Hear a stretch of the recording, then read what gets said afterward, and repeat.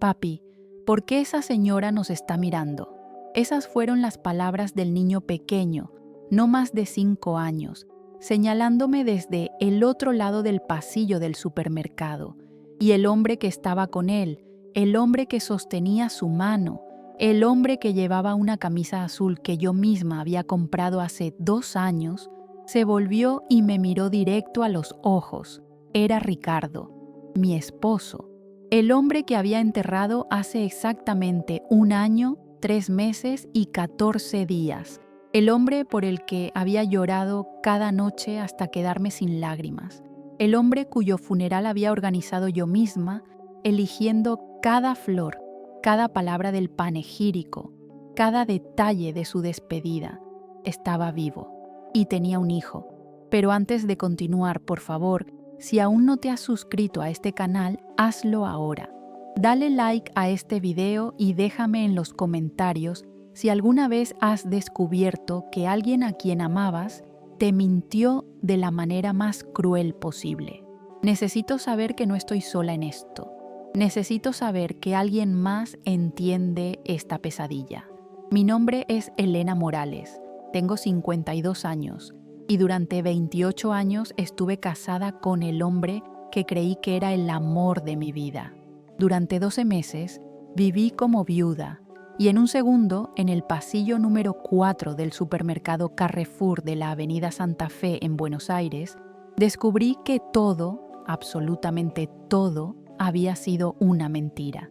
Pero déjenme contarles desde el principio. Ricardo y yo nos conocimos cuando yo tenía 24 años.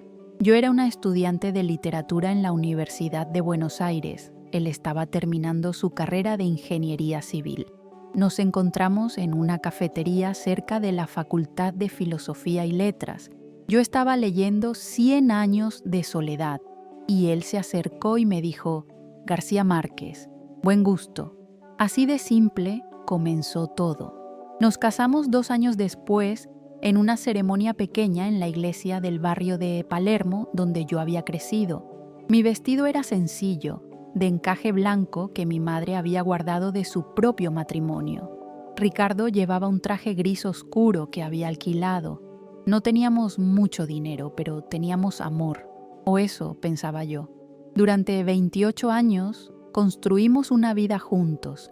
Compramos un apartamento de 2 habitaciones en Palermo Viejo, en un edificio antiguo con pisos de madera que crujían cuando caminábamos. El apartamento olía siempre a café recién hecho y a los libros viejos que llenaban cada estante. Ricardo trabajaba en proyectos de construcción por toda la ciudad. A veces pasaba semanas enteras fuera cuando había obras en las provincias. Yo daba clases de literatura en una escuela secundaria pública.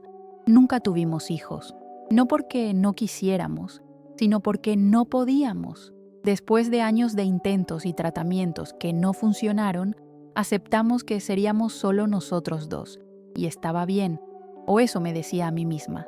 Ricardo me abrazaba en las noches difíciles y me susurraba: «Eres suficiente para mí, Elena. Siempre serás suficiente». Mentiras, todo fueron mentiras, pero en ese momento yo le creía. Durante 28 años le creí cada palabra. Nuestro matrimonio no era perfecto. ¿Qué matrimonio lo es? Ricardo viajaba mucho por trabajo.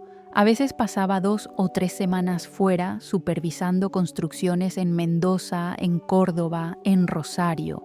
Me llamaba todas las noches o casi todas. Me contaba sobre su día, sobre los problemas en las obras, sobre cuánto me extrañaba. «Solo unas semanas más, mi amor», decía, «y estaré en casa contigo». Y yo esperaba, siempre esperaba. Cuando estaba en casa, era atento. Me traía flores del mercado los sábados por la mañana. Cocinábamos juntos los domingos, empanadas que nunca quedaban perfectas, pero que comíamos con vino tinto y risas. Veíamos películas viejas en nuestro sofá desgastado, mi cabeza apoyada en su hombro, su brazo rodeándome. ¿Cómo pude ser tan ciega? ¿Cómo no vi las señales? Pero supongo que nunca vemos lo que no queremos ver. Nunca cuestionamos lo que no queremos cuestionar. El accidente ocurrió un martes, el 15 de agosto del año pasado. Ricardo estaba trabajando en una obra en las afueras de Buenos Aires, en San Isidro. Una construcción de un edificio de departamentos, uno de esos proyectos grandes que duraban meses. Me había llamado esa mañana, como siempre. «Buenos días, mi vida». Su voz sonaba normal, cálida. «¿Dormiste bien?» «Como siempre», le dije. «¿Cuándo vuelves a casa?» «Este fin de semana, te lo prometo. Solo necesito terminar de supervisar unas cosas aquí». «Te extraño», le dije. «Y yo a ti, Elena. Siempre». Esa fue nuestra última conversación.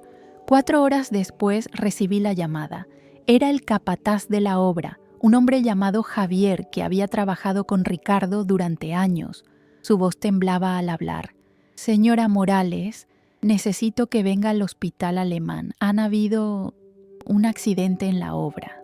El mundo se detuvo. «¿Qué tipo de accidente?», pregunté, aunque mi corazón ya sabía la respuesta. «Ricardo, hubo un colapso en uno de los pisos superiores. Cayó. Señora Morales, por favor, venga rápido». Tomé un taxi. No recuerdo el viaje. Solo recuerdo llegar al hospital y ver a Javier en la entrada, con el rostro pálido, con sangre en su camisa de trabajo. «Lo siento», fue lo único que dijo. «Lo siento mucho». Me llevaron a una sala. Una doctora joven, no más de 30 años, me explicó con voz suave que Ricardo había sufrido un trauma craneal masivo, que habían intentado todo, que no había nada más que hacer. «¿Puedo verlo?», pregunté. Me llevaron a una habitación fría, esterilizada, y ahí estaba, en una camilla, cubierto con una sábana blanca hasta el pecho. Su rostro estaba hinchado, casi irreconocible, lleno de contusiones oscuras. Tenía la cabeza vendada, sus ojos estaban cerrados. «¿Está segura de que es él?», pregunté, mirando ese rostro desfigurado. «Sí, señora», dijo la doctora. «Lo identificamos por sus documentos y por el testimonio de sus compañeros de trabajo». Toqué su mano. Estaba fría, tan fría. Me quedé ahí durante horas, no sé cuántas. El tiempo no tenía sentido. Solo estaba yo y ese cuerpo en la camilla que supuestamente era mi esposo. Los días siguientes fueron un borrón. El papeleo, los arreglos del funeral, la llamada a mi hermana en Tucumán, las condolencias de vecinos y amigos. Todo sucedía a mi alrededor, pero yo no estaba realmente ahí. Estaba flotando, anestesiada por el shock y el dolor. El funeral fue un jueves. Llovía, por supuesto que llovía. Elegimos cremación porque Ricardo siempre había dicho que no quería estar encerrado en una caja bajo tierra. Sus cenizas las puse en una urna de cerámica azul que compramos juntos en un viaje a Salta años atrás. 40 personas asistieron al funeral. Compañeros de trabajo, vecinos, algunos amigos de la universidad que no habíamos visto en años. El capataz Javier estaba ahí, llorando más que yo. El jefe de Ricardo de la constructora dio un discurso sobre qué gran ingeniero era, qué gran hombre. Yo no lloré durante el funeral. No podía. Era como si todas mis lágrimas se hubieran secado, como si mi cuerpo ya no supiera cómo producirlas. Después del funeral, la compañía de seguros procesó el pago. Ricardo tenía una póliza de vida por $200,000 que había contratado 5 años atrás. Me dijeron que el dinero estaría disponible en unas semanas después de completar la investigación rutinaria. «Es solo protocolo», me explicó el agente de seguros, un hombre calvo con gafas. «En casos de muerte accidental, siempre investigamos para asegurarnos de que no hubo negligencia criminal». Firmé los papeles. Todo estaba en orden. La muerte fue certificada como accidental. El dinero llegó a mi cuenta 2 meses después. $200,000. Era más dinero del que había visto en mi vida y no significaba nada, absolutamente nada. ¿De qué servía el dinero cuando el hombre que amabas estaba muerto? Los primeros meses fueron los más oscuros de mi vida. Me jubilé anticipadamente de mi trabajo en la escuela. No podía estar frente a un salón lleno de estudiantes fingiendo que todo estaba bien. No podía leer literatura sobre amor y pérdida sin desmoronarme. Me quedaba en el apartamento, rodeada por los recuerdos de Ricardo. Su ropa todavía colgaba en el armario. Su cepillo de dientes seguía en el baño. Sus libros de ingeniería llenaban el estante junto a mis novelas.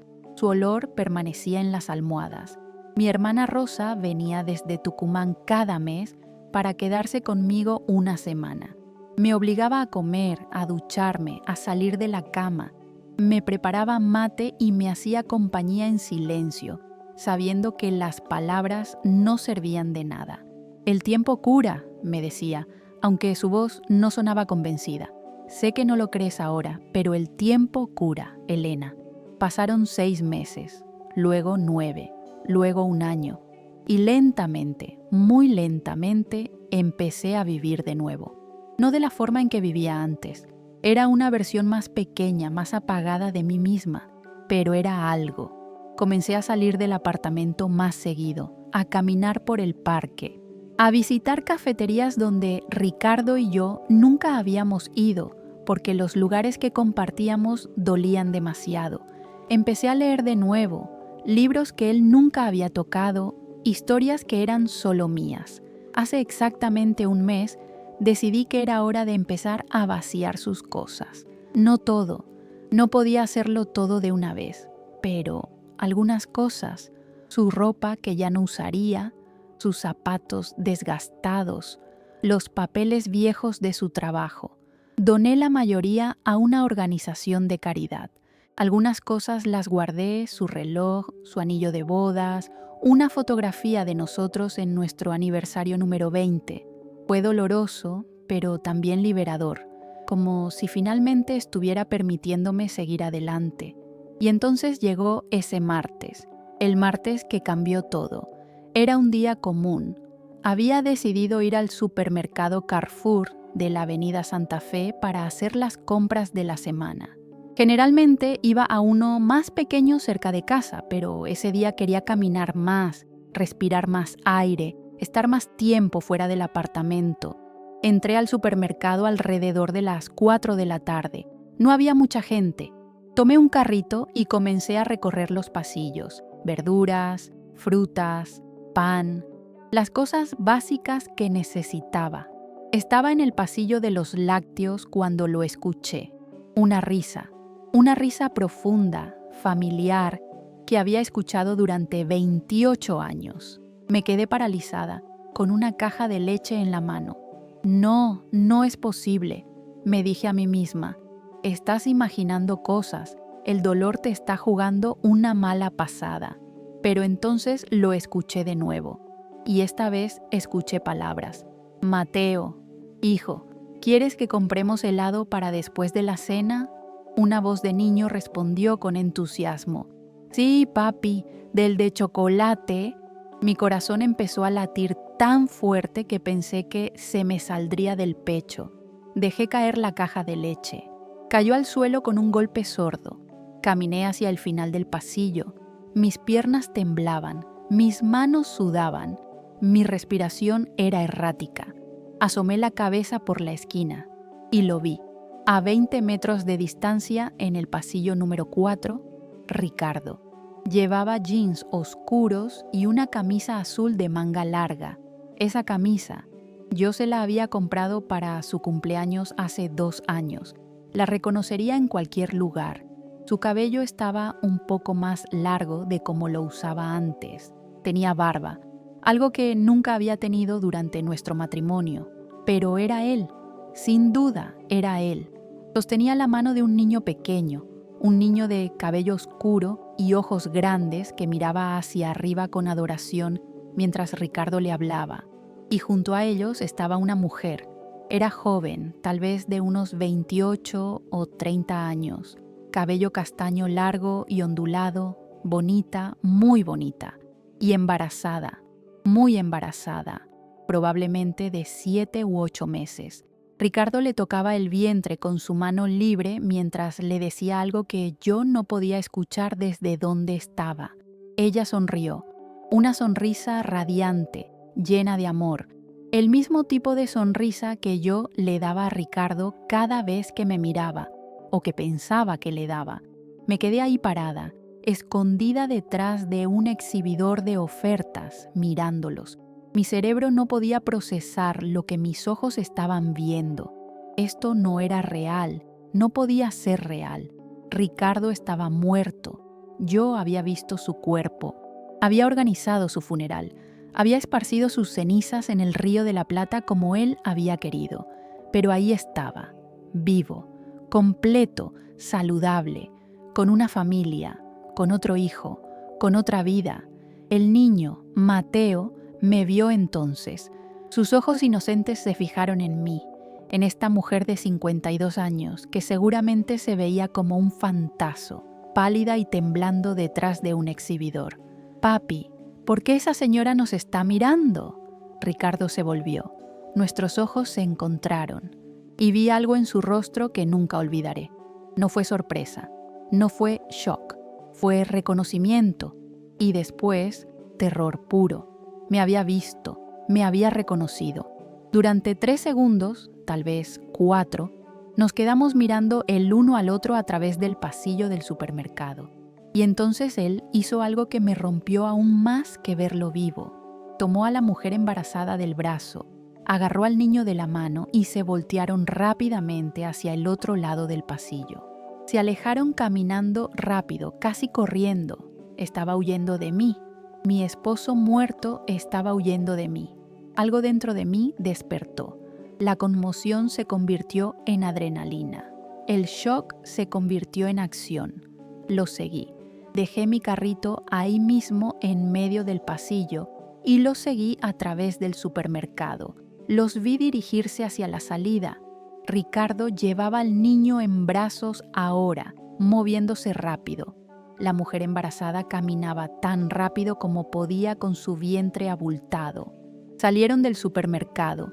Yo salí detrás de ellos.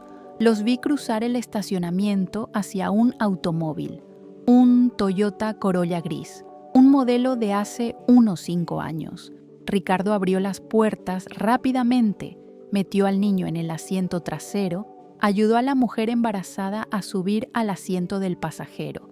Memoricé la placa. No sé por qué. Instinto. G-Shasta 438. Subieron al coche y arrancaron. Yo me quedé ahí parada en medio del estacionamiento viendo cómo se alejaban. Viendo cómo el hombre que había llorado durante un año desaparecía por segunda vez. Pero esta vez no iba a dejarlo ir. Saqué mi teléfono y llamé a un taxi. Le di instrucciones al conductor de seguir el Toyota gris que acababa de salir del estacionamiento. ¿Está segura, señora?, preguntó el taxista, un hombre mayor con bigote gris. ¿Todo está bien? Solo siga ese coche, le dije, mi voz sonando extrañamente calmada para todo el caos que sentía por dentro. Por favor. Seguimos al Toyota por 20 minutos. Desde Palermo hacia el norte, cruzando avenidas, pasando por barrios que se volvían cada vez más residenciales, más silenciosos, más acomodados. Finalmente, el Toyota se detuvo frente a una casa en San Isidro. Una casa bonita de 2 pisos, con jardín al frente y verja de hierro pintada de negro. Un barrio tranquilo, de clase media alta, con árboles en las aceras y coches caros estacionados en las calles. Vi a Ricardo bajar del coche, ayudar a la mujer embarazada a salir, sacar al niño del asiento trasero. Los 3 entraron a la casa. Una familia perfecta. ¿Quiere que la deje aquí?, preguntó el taxista. No, dije. Espere un momento, por favor. Me quedé sentada en el taxi, mirando la casa. Era una casa hermosa, mucho más grande que nuestro apartamento en Palermo. Tenía plantas en el jardín, cortinas bonitas en las ventanas, una bicicleta infantil en el porche. Esta no era una vida temporal. Esta no era una aventura. Esta era una casa, un hogar. ¿Cuánto tiempo había estado viviendo aquí? ¿Cuánto tiempo había tenido esta otra familia? Y entonces vi algo más que me heló la sangre. En el buzón de correo, junto a la verja, había un nombre pintado en letras pequeñas. Me bajé del taxi y caminé hacia el buzón, acercándome lo suficiente para leer: Familia Sánchez Morales. Sánchez, ese debía ser el apellido de la mujer. Morales, mi apellido, su apellido, nuestro apellido. Él estaba usando su verdadero apellido aquí. No se había escondido completamente. ¿Por qué lo haría? Se suponía que estaba muerto. Volví al taxi con las piernas temblorosas. ¿A dónde ahora, señora?, preguntó el conductor, mirándome con preocupación por el espejo retrovisor. A la comisaría más cercana, dije, mi voz temblando. Necesito ir a la policía. El taxista no hizo preguntas. Me llevó a una comisaría a 10 minutos de distancia. Entré al edificio sintiendo como si estuviera en una película.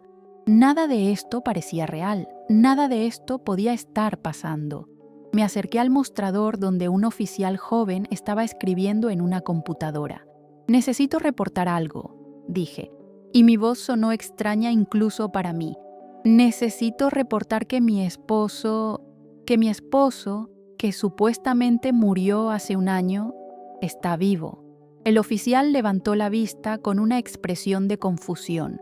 Disculpe, señora, ¿puede repetir eso? Y así comencé a contarle mi historia. Le mostré mi documento de identidad. Le mostré el certificado de defunción de Ricardo que todavía guardaba en mi cartera, doblado y gastado de tanto mirarlo durante el último año. Le di la dirección de la casa en San Isidro. Le di el número de placa del Toyota. El oficial llamó a su superior. Un detective de unos 45 años, con cabello canoso y ojos cansados, bajó a hablar conmigo. «Señora Morales», dijo, sentándose frente a mí en una sala de interrogatorios. «Soy el detective Ramírez. Cuénteme exactamente qué fue lo que vio hoy». Y le conté todo, desde el principio, desde el supermercado hasta la casa en San Isidro, desde el accidente hace un año hasta este momento sentada frente a él. El detective Ramírez escuchaba con atención, tomando notas ocasionalmente. ¿Y está completamente segura de que el hombre que vio era su esposo?, preguntó cuando terminé. Estuve casada con él durante 28 años, dije. Reconozco su voz, su forma de caminar, su rostro. Era él, detective. Sin ninguna duda era él. ¿Y el certificado de defunción? ¿Quién identificó el cuerpo? Sus compañeros de trabajo, dije. El capataz de la obra. Y yo vi el cuerpo en el hospital, pero estaba muy desfigurado. La cara estaba hinchada, llena de moretones. Tenía vendas. Apenas era reconocible. El detective Ramírez frunció el ceño. Entonces, existe la posibilidad de que el cuerpo no fuera el de su esposo. Las palabras cayeron sobre mí como piedras. ¿Me está diciendo que Ricardo, que él planeó esto? ¿Que fingió su propia muerte? Es una posibilidad que necesitamos investigar, dijo el detective cuidadosamente. Si lo que me está diciendo es cierto, estamos hablando de fraude de seguro, falsificación de documentos y posiblemente otros cargos. El seguro, susurré. Cobré $200,000 de su seguro de vida. ¿Y dónde está ese dinero ahora? En mi cuenta bancaria, dije. Casi todo todavía está ahí. No he tocado mucho. No podía. Se sentía como dinero de sangre. El detective Ramírez asintió. Bien, eso es bueno. Necesito que me dé toda la información que tenga. La dirección de la casa, la placa del coche, cualquier detalle que recuerde. Y necesito que venga mañana a hacer una declaración formal. Vamos a investigar esto, señora Morales. Si su esposo está vivo, lo vamos a encontrar. Salí de la comisaría sintiendo una mezcla extraña de alivio y terror. Por un lado, alguien me creía, alguien iba a investigar. Por otro lado, si todo esto era verdad, si Ricardo realmente había fingido su muerte, ¿Qué más había mentido? ¿Qué más no sabía yo sobre el hombre con el que estuve casada durante 28 años? Esa noche no dormí. Me quedé despierta en nuestro apartamento, mi apartamento ahora, mirando las fotografías de nuestra vida juntos, nuestra boda, nuestros aniversarios, vacaciones en Mar del Plata, cenas con amigos, navidades, cumpleaños. ¿Cuáles de esas sonrisas eran reales? ¿Cuáles de esos te amo eran verdad? ¿En qué momento dejé de ser suficiente para él o nunca lo fui? Al día siguiente, regresé a la comisaría a las 9 de la mañana. Apenas había pegado los ojos en toda la noche. Cada vez que intentaba dormir, veía el rostro de Ricardo en ese pasillo del supermercado. Veía su expresión de terror cuando me reconoció. Veía a ese niño, Mateo, con sus ojos inocentes. El detective Ramírez me estaba esperando con una taza de café y una carpeta llena de documentos. Señora Morales, dijo, invitándome a sentarme. Trabajamos toda la noche en su caso y lo que descubrimos es perturbador. Mi corazón se aceleró. ¿Qué encontraron? Primero, confirmamos que la dirección que nos dio en San Isidro está registrada bajo el nombre de Sofía Sánchez, 31 años, enfermera en el Hospital Italiano, soltera, según los registros oficiales. ¿Soltera? Repetí. ¿Pero ella vive con Ricardo? Aparentemente sí. Y hay más. Esa mujer, Sofía Sánchez, trabajaba en el hospital alemán hace 2 años, el mismo hospital donde supuestamente murió su esposo. Sentí como si me hubieran golpeado en el estómago. Ella estaba ahí el día del accidente. Estaba de turno en emergencias ese día. De hecho, el detective abrió la carpeta y me mostró algunos documentos. Su firma aparece en varios de los informes médicos relacionados con el caso de su esposo. Dios mío, susurré. Ella era su cómplice. Eso parece. Pero hay algo más, señora Morales. Algo que necesito que vea. El detective sacó una fotografía de la carpeta y la deslizó hacia mí sobre el escritorio. Era una foto de Ricardo y Sofía. Se veían más jóvenes, tal vez de hace 6 o 7 años. Estaban en una playa, abrazados, sonriendo a la cámara. Ricardo llevaba una camisa hawaiana que yo nunca había visto. Sofía usaba un bikini rojo. ¿De dónde sacaron esto?, pregunté, tocando la fotografía con dedos temblorosos. De las redes sociales de Sofía. Tiene su perfil configurado como privado, pero nuestro equipo técnico logró acceder. Hay docenas de fotos como esta, señora Morales. Fotos que datan de hace 7 años. 7 años. Eso significa que su esposo tenía una relación con esta mujer desde hace al menos 7 años. Probablemente más. Las lágrimas comenzaron a rodar por mis mejillas. No podía detenerlas. 28 años, dije, mi voz quebrándose. Estuve casada con él 28 años y durante los últimos 7, tal vez más, estuvo viviendo una doble vida. Señora Morales, hay algo más que necesita saber. El detective Ramírez me miró con algo que parecía compasión. Hicimos una búsqueda en el registro civil. El niño, Mateo, nació hace 5 años y está registrado como hijo de Ricardo Morales y Sofía Sánchez. ¡5 años! Repetí, sintiendo como si el mundo estuviera girando fuera de control. Él tuvo un hijo con ella hace 5 años, mientras todavía estaba casado conmigo. Y según los registros hospitalarios, Sofía está actualmente embarazada de 30 semanas, aproximadamente 7 meses. Un segundo hijo. Iba a tener un segundo hijo con ella. Los hijos que nunca pudo tener conmigo. ¿Por qué?, pregunté más a mí misma que al detective. ¿Por qué no simplemente me dejó? ¿Por qué tuvo que fingir su muerte? Dinero, dijo el detective simplemente. El seguro de vida. $200,000. Ese es un motivo muy fuerte. Pero él tenía un buen trabajo, protesté. Ganaba bien como ingeniero. No tan bien como usted piensa. El detective sacó más documentos. Investigamos sus finanzas. Ricardo tenía deudas, muchas deudas. Tarjetas de crédito al límite. préstamos personales. Estaba financiando 2 hogares, ¿no, señora Morales? El suyo en Palermo y el de Sofía en San Isidro. Estaba ahogándose financieramente. Todo empezaba a tener sentido. Sus viajes largos por trabajo, sus ausencias frecuentes, sus llamadas a horas extrañas. No estaba en Mendoza o en Córdoba supervisando obras. Estaba con ella, con ellos, con su otra familia. ¿Y el cuerpo? Pregunté. ¿El cuerpo en el hospital? ¿Quién era? Eso todavía lo estamos investigando, pero tenemos una teoría. El día del supuesto accidente, hubo efectivamente un derrumbe en la obra en San Isidro. Un trabajador murió, un hombre de complexión similar a su esposo, aproximadamente la misma edad. Ricardo usó su muerte, dije lentamente, comprendiendo. Cambió las identificaciones y Sofía, trabajando en el hospital, certificó que el cuerpo era de Ricardo. Exacto, es un plan bastante elaborado.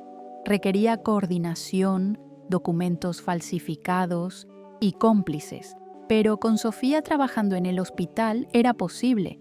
El cuerpo estaba tan desfigurado por el accidente que la identificación visual era casi imposible. Se basaron en los documentos y en el testimonio de los testigos. Y el capataz, Javier, también lo estamos investigando. Es posible que él también estuviera involucrado o que simplemente fuera engañado como todos los demás. Me quedé en silencio por un momento, tratando de procesar todo esto. ¿Qué pasa ahora?, pregunté finalmente. Ahora vamos a arrestarlos, dijo el detective Ramírez. Necesito que venga con nosotros a la casa en San Isidro. Necesitamos que confirme visualmente que el hombre en esa casa es efectivamente Ricardo Morales. Después de eso, procederemos con los cargos de fraude, falsificación de documentos y posiblemente homicidio involuntario relacionado con el trabajador que realmente murió. ¿Cuándo? Ahora, si está lista. No estaba lista. No estaba segura de que alguna vez estaría lista para esto, pero asentí. Vamos.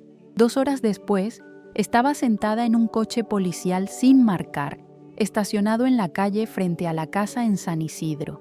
Había otros 2 coches policiales más, también sin marcar, esperando la señal. El detective Ramírez estaba sentado a mi lado en el asiento trasero. Cuando lo vea salir, me explicó, solo necesito que asienta con la cabeza si es él. Eso es todo. Nosotros nos encargaremos del resto. Esperamos. 10 minutos, 20, 30. Y entonces la puerta de la casa se abrió. Ricardo salió, vestido con ropa deportiva, como si se preparara para salir a correr. Se veía saludable, feliz, vivo, tan vivo. ¿Es él?, preguntó el detective en voz baja. Asentí con la cabeza, incapaz de hablar. El detective habló por radio. Confirmado. Procedan. En cuestión de segundos, los 3 coches policiales se movieron. Oficiales uniformados salieron rápidamente y rodearon a Ricardo antes de que pudiera reaccionar. Vi su rostro cambiar de la confusión al shock, al terror mientras lo esposaban. Dentro de la casa, Sofía salió corriendo, su vientre abultado, moviéndose torpemente mientras gritaba. ¿Qué están haciendo? ¿Por qué lo están arrestando? Sofía Sánchez, dijo uno de los oficiales, acercándose a ella. Usted también está bajo arresto por complicidad en fraude de seguros y falsificación de documentos oficiales. No, no pueden hacer esto. Estoy embarazada. Tengo un hijo pequeño. A través de la ventana de la casa pude ver a Mateo mirando hacia afuera, su pequeño rostro pegado al vidrio, viendo cómo se llevaban a su padre. Sentí una punzada de dolor por ese niño. Él no tenía la culpa de nada de esto. Él era inocente. El detective Ramírez se volvió hacia mí. ¿Quiere hablar con él? Con Ricardo, quiero decir. Tenemos que llevarlo a la comisaría para procesarlo, pero si quiere decirle algo, no sabía qué quería. Una parte de mí quería gritarle, golpearlo, preguntarle cómo pudo hacerme esto. Otra parte solo quería alejarse y no volver a verlo nunca. Pero había cosas que necesitaba saber, respuestas que merecía tener. Sí, dije finalmente, quiero hablar con él. El detective asintió y me llevó hacia donde tenían a Ricardo esposado junto al coche patrulla. Cuando Ricardo me vio acercarme, su rostro se descompuso completamente. «Elena», dijo, su voz quebrada. «Elena, yo...» «¿Cuánto tiempo?», pregunté, mi voz sorprendentemente firme. «¿Cuánto tiempo estuviste mintiendo? Elena, por favor, déjame explicar». «¿Cuánto tiempo?», grité, y no me importó que todos los vecinos estuvieran ahora en sus jardines mirando. Ricardo bajó la cabeza. 8 años, susurró. Conocí a Sofía hace 8 años. 8 años. Un tercio de nuestro matrimonio había sido una mentira. ¿Y el niño? Mateo tiene 5 años. Sofía está embarazada de otro hijo, una niña. Va a nacer en 2 meses. Una niña. Y va a tener una hija. ¿Por qué no me dejaste?, pregunté, las lágrimas corriendo por mi rostro. Si querías estar con ella, si querías tener hijos con ella, ¿por qué no simplemente me dejaste? Porque... Ricardo levantó la vista y sus ojos también estaban llenos de lágrimas. Porque todavía te amaba, Elena. Sé que no tiene sentido, sé que no lo puedes entender, pero te amaba a ti también. Solo que también amaba esta otra vida, esta vida con hijos, con una familia joven, y no podía elegir. Entonces elegiste el dinero, dije amargamente. Elegiste fingir tu muerte y robarme $200,000. Estaba desesperado, dijo.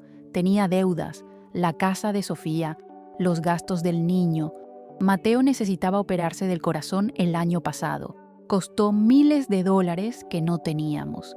Y entonces pensé, si estuviera muerto, tú cobrarías el seguro. Estarías bien económicamente y yo podría empezar de nuevo con Sofía sin la presión de mantener 2 vidas. ¿Y el hombre que murió? ¿El trabajador de la obra? Ricardo cerró los ojos. Fue un accidente real. Héctor. Se llamaba Héctor. Tenía 48 años. Cuando vi que había caído, cuando vi el estado de su cuerpo, yo vi una oportunidad. Cambié nuestras identificaciones. Sofía trabajaba en el hospital, ella certificó que el cuerpo era mío. Nadie cuestionó nada porque el accidente fue real. El cuerpo estaba muy dañado para reconocerlo fácilmente. Usaste la muerte de un hombre inocente, dije, sintiendo asco.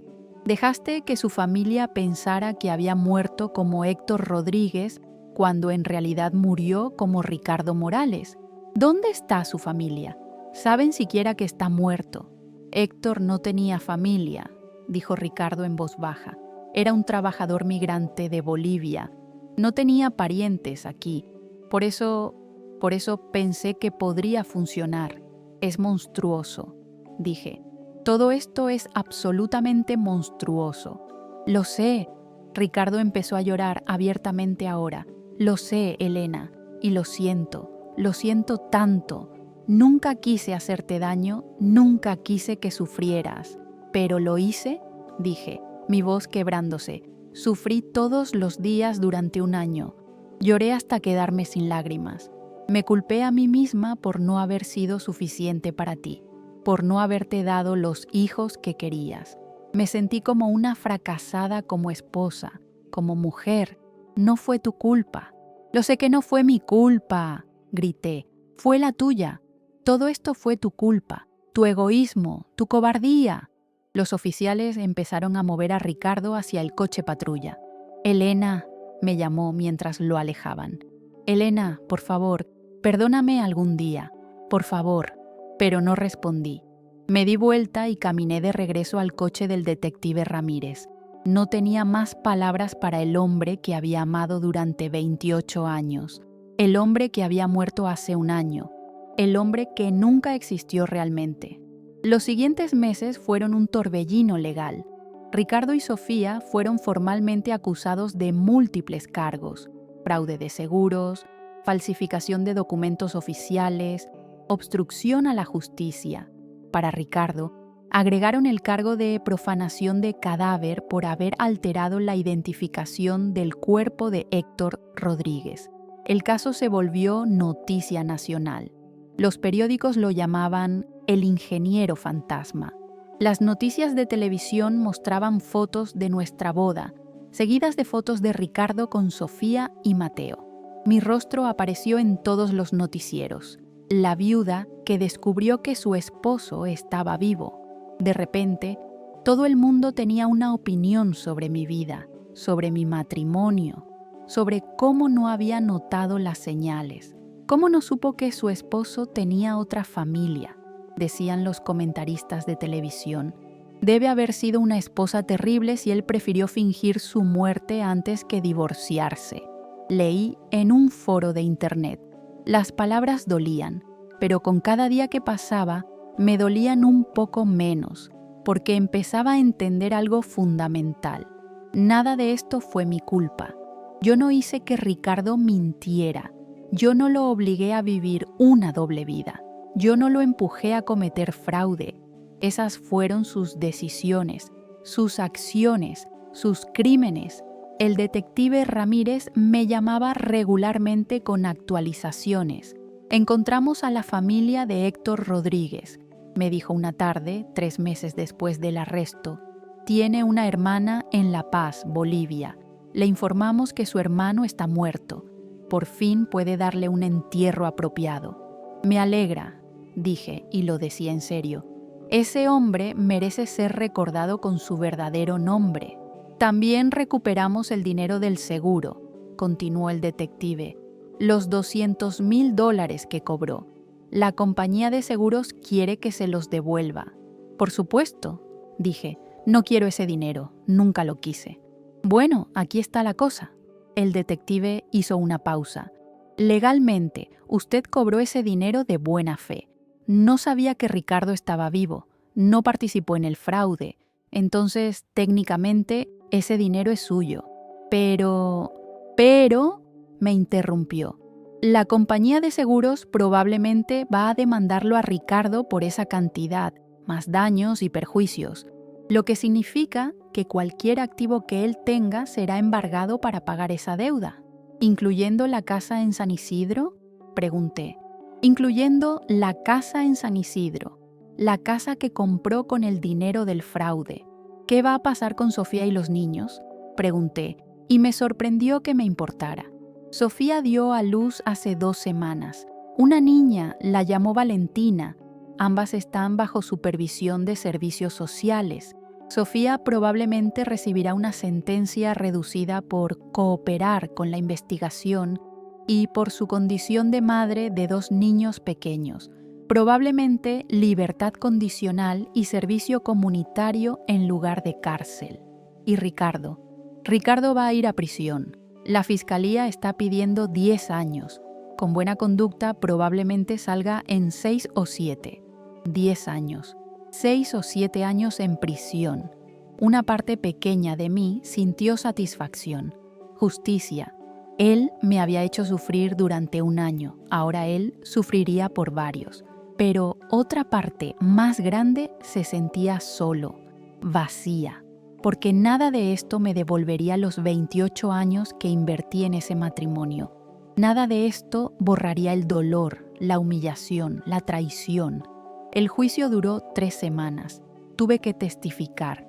Tuve que sentarme en ese estrado y contar mi historia frente a una sala llena de extraños, frente a cámaras de televisión, frente a Ricardo sentado en la mesa de los acusados. El abogado de Ricardo intentó argumentar que él había actuado por desesperación, que amaba a ambas familias, que nunca quiso causar daño. Pero la evidencia era abrumadora. Las fotos de su doble vida, los registros bancarios mostrando los pagos de la casa en San Isidro, el testimonio de Sofía, que bajo inmunidad limitada confesó todo el plan. El jurado deliberó durante solo 4 horas. Culpable. En todos los cargos. La sentencia fue dictada 2 semanas después. 8 años de prisión para Ricardo. 3 años de libertad condicional para Sofía. Salí de la corte ese día sintiendo, no felicidad, no exactamente, pero algo parecido a closure, cierre. Justicia había sido servida. Ahora necesitaba descubrir cómo seguir viviendo. Han pasado 6 meses desde la sentencia. 1 año y medio desde que vi a Ricardo en ese supermercado. Vendí el apartamento en Palermo. No podía seguir viviendo allí, rodeada de recuerdos de una vida que nunca fue real. Con parte del dinero del seguro, sí, me quedé con él. El detective tenía razón, lo cobré de buena fe. Compré un apartamento más pequeño en Recoleta, un lugar sin historia, sin fantasmas. Empecé a ver a una terapeuta, una mujer sabia de unos 60 años que me ayuda a procesar todo lo que pasó, a entender que puedo ser traicionada y aún así ser valiosa, que puedo ser engañada y aún así ser inteligente, que puedo sufrir y aún así seguir adelante. El trauma no define quién eres, me dijo en una sesión reciente. ¿Cómo respondes a él? Sí. Volví a dar clases, no en una escuela, todavía no estoy lista para eso, pero doy tutorías privadas de literatura a estudiantes de secundaria. Me gusta ver sus ojos iluminarse cuando descubren un libro que aman. Me recuerda por qué elegí esta profesión hace tantos años. Mi hermana Rosa viene a visitarme una vez al mes. Ya no viene porque esté preocupada de que haga algo drástico. Viene porque somos hermanas, porque nos queremos, porque ahora tenemos tiempo de simplemente estar juntas. Salgo con amigas, voy al cine, leo libros, camino por el parque, vivo. No es la vida que imaginé, no es la vida que planeé, pero es mi vida y es real y es suficiente. ¿He perdonado a Ricardo? No, no estoy segura de que alguna vez lo haga. No estoy segura de que necesite hacerlo, pero lo he dejado ir. He dejado ir la rabia, el dolor, la humillación. Los he procesado, los he sentido plenamente y ahora los he dejado ir, porque llevar todo ese peso solo me lastima a mí y ya me lastimé suficiente. Hace un mes recibí una carta de la prisión de Ricardo. La dejé en mi escritorio durante una semana antes de atreverme a abrirla. Cuando finalmente lo hice, era exactamente lo que esperaba. Una disculpa larga, detallada, probablemente sincera, explicando sus razones no como justificaciones, sino como contexto, pidiendo perdón que sabía que no merecía. La última línea decía: «Fuiste la mejor parte de mi vida, Elena. Lo siento por no haberlo sabido apreciar cuando te tenía». Doblé la carta cuidadosamente y la guardé en un cajón, no para releerla, simplemente para tenerla. Una prueba de que todo esto realmente sucedió, de que no fue solo una pesadilla. A veces pienso en Mateo y en Valentina, los hijos de Ricardo que crecerán sabiendo que su padre está en prisión, que crecerán con el estigma de esta historia. No es su culpa, nada de esto es su culpa. Espero que su madre, Sofía, les dé el amor y la estabilidad que merecen. Espero que algún día entiendan que las malas decisiones de sus padres no definen quiénes son ellos. Y a veces, cuando camino por las calles de Buenos Aires, me pregunto si volveré a confiar en alguien, si alguna vez podré abrir mi corazón a otra persona sin el miedo constante de que todo sea una mentira. Mi terapeuta dice que sí, que el tiempo curará, que no todos los hombres son como Ricardo. Yo quiero creerle, pero por ahora estoy bien estando sola. Estoy aprendiendo a disfrutar mi propia compañía, a encontrar paz en la soledad en lugar de verla como algo que necesita ser llenado. Tengo 53 años. No es vieja, pero tampoco es joven. Es una edad intermedia, una edad de transición. Tal vez este es mi momento de transición. De la mujer que fui, la esposa de Ricardo, definida en parte por ese rol, a la mujer que estoy convirtiéndome. Elena Morales, no la viuda de alguien, no la esposa de alguien, solo Elena. Y tal vez eso es suficiente. Tal vez yo soy suficiente. Si esta historia te llegó al corazón, Si alguna vez has sido traicionado por alguien en quien confiabas completamente, si alguna vez has descubierto que la vida que creías tener era una mentira, déjame tu comentario. Cuéntame tu historia, porque el dolor es real, pero también lo es la capacidad de sanar. Y si conoces a alguien que está pasando por una situación de traición o engaño, comparte este video con ellos. A veces necesitamos recordar que no estamos solos en nuestro dolor, que otros han pasado por esto y han sobrevivido, que hay vida después de la traición. La verdad siempre sale a la luz, puede tomar tiempo. En mi caso tomó 1 año, pero eventualmente las mentiras se desmoronan. Y cuando eso sucede, cuando todo se derrumba, descubres de qué estás hecha realmente. Descubres tu fuerza, descubres tu resiliencia, descubres que puedes sobrevivir a cosas que pensaste que te destruirían. No olvides suscribirte al canal para más historias reales que te conmoverán. Dale like si esta historia te hizo reflexionar. Y recuerda, puedes ser traicionado, puedes ser engañado, puedes ser lastimado, pero eso no define tu valor. Tu valor viene de adentro, de tu capacidad de seguir adelante, de tu fortaleza para reconstruir cuando todo se ha derrumbado. Y eso nadie te lo puede quitar. Nos vemos en la próxima historia.